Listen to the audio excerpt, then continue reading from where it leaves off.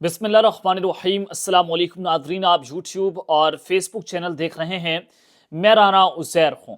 ناظرین، بظاہر آپ نے دیکھا کہ آج آئی ایس پی آر کی جانب سے پریس ریلیز سامنے آیا اور 60 لوگوں کو 9 مئی کے کیسز کے اندر فوجی عدالتوں کی جانب سے سزائیں جو ہیں وہ سنا دی گئی ہیں، لیکن بظاہر جو چیزیں آپ کو نظر آ رہی ہیں پس پردہ یہ سارا کچھ نہیں ہو رہا۔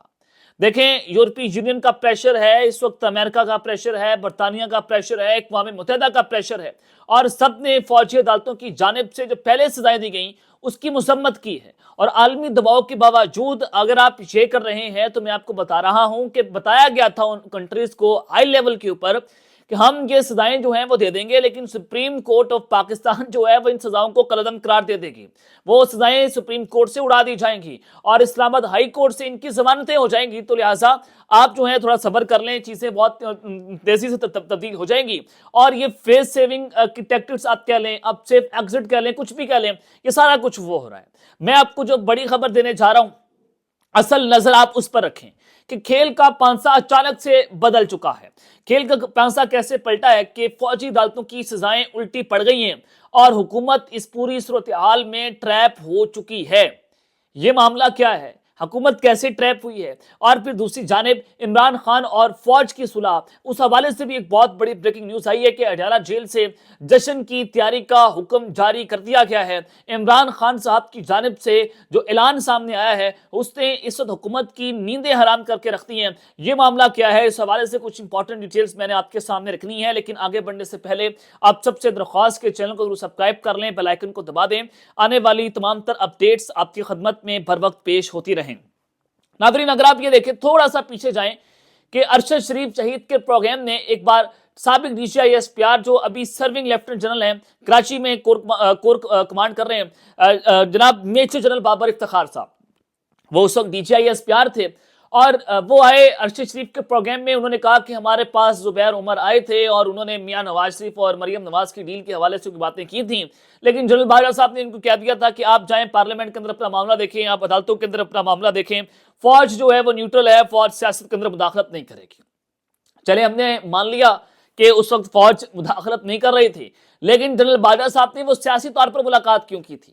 اگر آپ کی پولیٹیکلی انٹرفیرنس نہیں تھی تو آپ نے سیاسی طور پر اس وقت کے مریم نواز اور نواز شریف کے ترجمان کے ساتھ ملاقات کیوں کی تھی؟ حالانکہ وہ حکومت کے اندر نہیں تھے، زبیر عمر صاحب نہ کوئی گورنر تھے، نہ وزیر اعلیٰ تھے، نہ کچھ بھی تھے، وہ جناب نہ ایم این اے تھے۔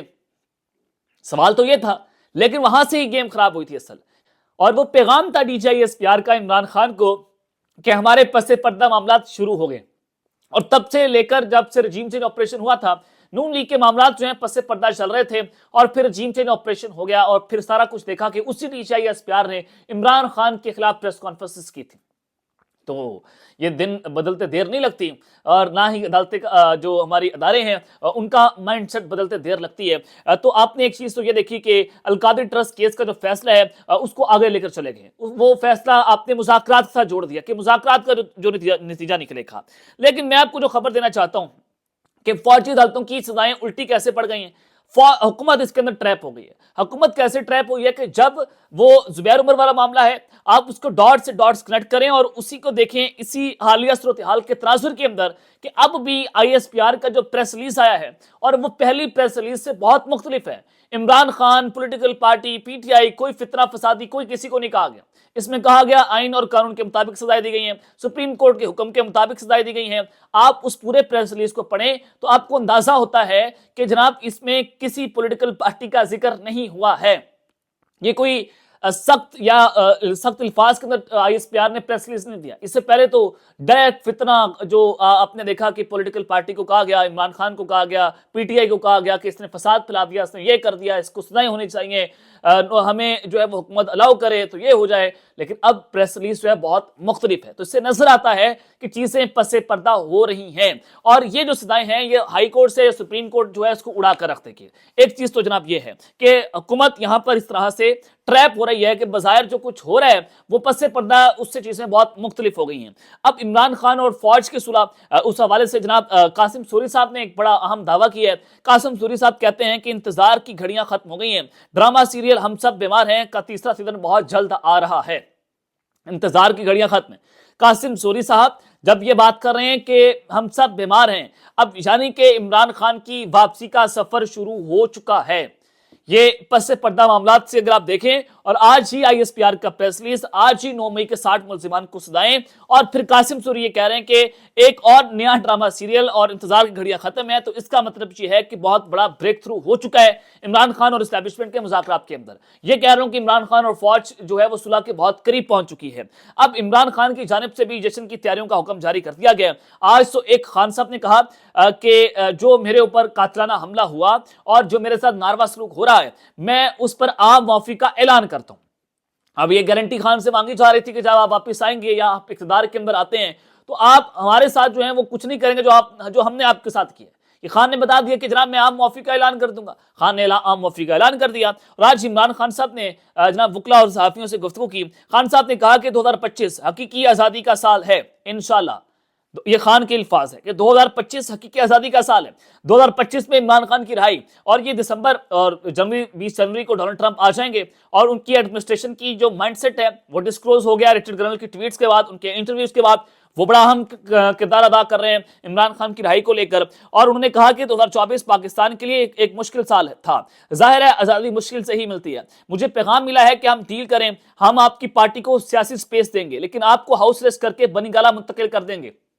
عمران خان نے کہا کہ میں نے جواب دیا کہ پہلے باقی تمام سیاسی قیدیوں کو رہا کرو، میں جیل میں رہ لوں گا لیکن کوئی ڈیل قبول نہیں کروں گا، ہاؤس ریسٹ یا کے پی کے کسی جیل میں نہیں جاؤں گا۔ عمران خان نے ہاؤس ریسٹ ہونے سے انکار کر دیا۔ یہ خبر تو میں نے آپ کو اپنے پچھلے ویلاگ کے اندر بھی بریک کر دی تھی۔ انہوں نے کہا کہ اپنی قوم سے کہتا ہوں کہ آپ نے گھبرانا نہیں ہے، آپ کا کپتان ڈٹا ہوا ہے۔ یہ عمران خان نے کہا کہ آپ کا کپتان ڈٹا ہوا ہے، وہ ڈیل نہیں کر رہا۔ اس نے این آر او کا برقع پھاڑ کے پھینک دیا کہ جناب میں آپ کے ساتھ این آر او نہیں کروں گا، نہ میں لوں گا نہ آپ کو این آر او دوں گا۔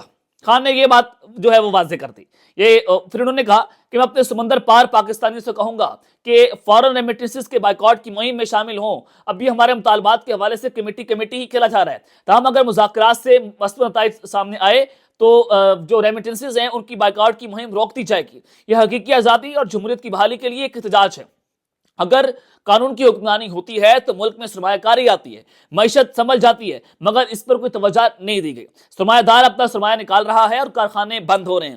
ملٹری کورٹس میں 9 مئی سے متعلق اپنی مرضی کے ٹرائل کیے گئے، اوپن کورٹ میں ٹرائل چلا جائے تو 9 مئی کی ویڈیو فوٹیجز دینی پڑتی ہیں، تو ظاہر ہے ان کے پاس کچھ نہیں ہے، اوپن ٹرائل میں یہ کیس چلا نہیں سکتے تھے، تو لہٰذا ملٹری کورٹس نے اس کے اوپر سزائیں دے دی ہیں۔ 18 مارچ 2023 کو میرے اوپر جوڈیشل کمپلیکس میں حملے کی ویڈیو کا ریکارڈ دانستہ طور پر غائب کیا گیا۔ شفاف ٹرائل شہریوں کا بنیادی حق ہے۔ فوجی عدالتوں میں مقدمات چلانے سے شہریوں کے بنیادی حقوق سلب ہوئے، اور بین الاقوامی سطح پر پاکستان کی شدید جو ہے وہ مذمت بھی ہوئی ہے۔ اب انہوں نے کہا کہ آئینی عدالتیں اس لیے بنائی گئیں تاکہ قاضی فائز عیسیٰ کی طرح سے ہی ان سے کام لیا جائے۔ خفیہ اداروں کا اصل مقصد یا اصل کام سرحدوں کا تحفظ کرنا ہوتا ہے، دہشت گردی سے بچاؤ ہے۔ اگر وہ پولیٹیکل انجینئرنگ اور تحریک انصاف کو توڑنے میں لگے رہیں گے تو سرحدوں کا تحفظ کون کرے گا؟ اپنی پالیسی کا دوبارہ جائزہ لیں۔ یہ عمران خان صاحب نے اپنا ادھر پیغام بھی پہنچا دیا ہے۔ پھر انہوں نے کہا کہ افغانستان پر 2 دفعہ بمباری کی گئی ہے۔ پہلے دعویٰ کیا گیا تھا کہ مہاجرین کو زبردستی واپس بھیجنے سے دہشت گردی کم ہوگی، مگر اس طریقہ کار سے نفرت مزید بڑھ گئی، جو علاقائی امن و امان کے لیے ٹھیک نہیں ہے۔ اور بلاول جب وزیر خارجہ بنا تو ایک بار بھی وہ افغانستان نہیں گیا، جو ایک ترجیح ہونی چاہیے تھی۔ ظاہر ہے ہمارا پڑوسی اسلامی ملک ہے تو ہمیں ان کے پاس جانا چاہیے تھا۔ پھر خان نے کہا کہ میں نے جنرل باجوہ کو بھی کہا تھا کہ افغانستان سے امریکی انخلا کے بعد حالات ایسے نہیں ہیں، کیا ایسے چیف جنرل فیاض حمید کو فوری تبدیل کیا جائے، لیکن وہ سارے فیصلے پاکستان کی بجائے اپنی توسیع کے منصوبے کے لیے کر رہا تھا، جس کا پاکستان کو نقصان ہوا اور دہشت گردی میں اضافہ ہوا۔ یہ خان صاحب نے آج اپنے ڈالا جیل میں جو ہے وہ گفتگو کی ہے۔ اس سے نظر آتا ہے کہ عمران خان نے جو 2 باتیں کی ہیں کہ ایک تو انہوں نے عام معافی کا اعلان کر دیا ہے، دوسرا وہ کہتے ہیں کہ سال 2025 حقیقی آزادی کا سال ہے، تو اب حکومت کے لیے گھبرانے کا وقت شروع ہو گیا ہے، اور کھیل کا پانسا اچانک سے تبدیل ہوا ہے کہ حکومت ایک طرف دیکھ رہی ہے کہ شاید آئی ایس پی آر کے پریس ریلیز جو ہے وہ ہمارے لیے بہت اچھا ہے، لیکن آج کی سزاؤں سے حکومت جو ہے وہ اس طرح سے ڈیفینڈ بھی نہیں کر رہی، اور بلکہ آپ دیکھیں گے آنے والے دنوں کے اندر حکومت اس کے اوپر ریئیکٹ کرے گی کہ ہمیں ٹریپ کیا گیا، اور حکومت ابھی بہت سارے آپ دیکھیں گے آئندہ آنے والے دنوں کے اندر کہ چیزیں کس طرح سے تیزی سے تبدیل ہوتی ہوئی آپ کو نظر بھی آئیں گی۔ اب تک کے لیے اتنا ہی، اپنا خیال رکھیے گا اور اس لیے اپنے لازمی خیال رکھیں۔ اللہ نے کے بعد پاکستان زندہ باد۔